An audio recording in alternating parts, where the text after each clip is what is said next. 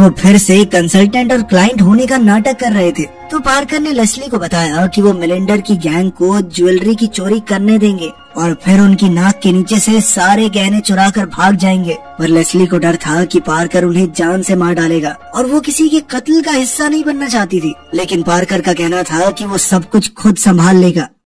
Leslie को पता चला कि मिलिंडर की गैंग मिसेस ग्रैंडन की ज्वेलरी ऑक्शन में चोरी करने वाली थी। तो वो काफी हैरान हुई क्योंकि वहाँ इतनी कड़ी सिक्योरिटी होती है कि एक मक्खी भी दरवाजे से अंदर नहीं आ सकती। उसने पार्कर से कहा कि मैं ये काम नहीं कर पाऊंगी, लेकिन अब बहुत देर हो चुकी थी क्योंकि उसने पहले ही पार्कर का साथ देने का वादा कर दिया था। उन्होंने देखा कि मिलिंडर की गैंग उनसे एक कदम आगे थी। वो डेकोरेशन वाले आदमी बनकर हॉल में घुस आए थे और जल्द ही उन्होंने वहाँ रखे हर एक गहने की जगह याद कर ली। वहीं दूसरी ओर हम देखते हैं कि उनका भेजा हुआ एक हत्यारा पार्कर के घर में घुस आया था, मगर पार्कर ने उसका चाकू छीन लिया और उनमें जबरदस्त लड़ाई शुरू हो गई। पार्कर ने उसे किचन कैबिनेट पर फेंका और फिर एक तार की मदद से उसका गला घोंटने लगा। लेकिन ये आदमी भी कुछ कम नहीं था। उसने जल्द ही खुद को छुड़ाकर पार्कर पर फिर से हमला किया। वो प्लास्टिक कर्टन से पार्कर का दम घोटने की कोशिश कर रहा था कि ऐन वक्त पर पार्कर ने उसके पैर पर जोर से पैर दे मारा और जैसे तैसे अपनी जान बचाई। आखिरकार उसने टॉयलेट के ढक्कन से वार करके उसे बेरहमी से मार डाला।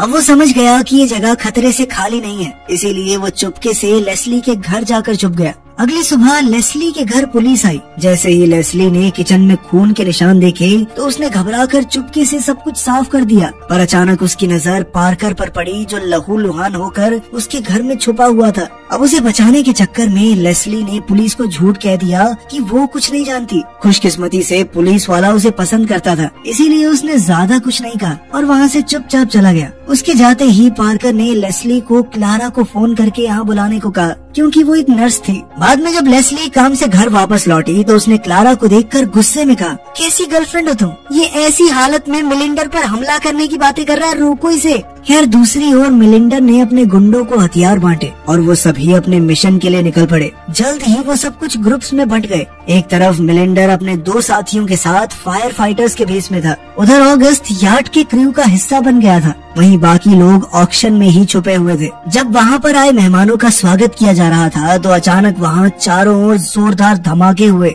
जिससे पूरी जगह में अफरा तफरी मच गई। वहीं दूर से जब ऑगस्ट ने धुआं देखा तो उसने तुरंत अपने साथियों को फोन करके खबर दी। कुछ ही पलों में वो सब फायर फाइटर्स का भेस बनाकर वहाँ पहुँचे और सभी गार्ड्स को बाहर भेजकर उन्होंने दरवाजे बंद कर लिए। इसके बाद उन्होंने बड़े आराम से करोड़ों के हीरे जवाहरात लूटे। अब काम पूरा होने पर सारे चोर पानी में कूद गए और ऑगस्ट की बोट का इंतजार करने लगे, मगर बदकिस्मती से पुलिस की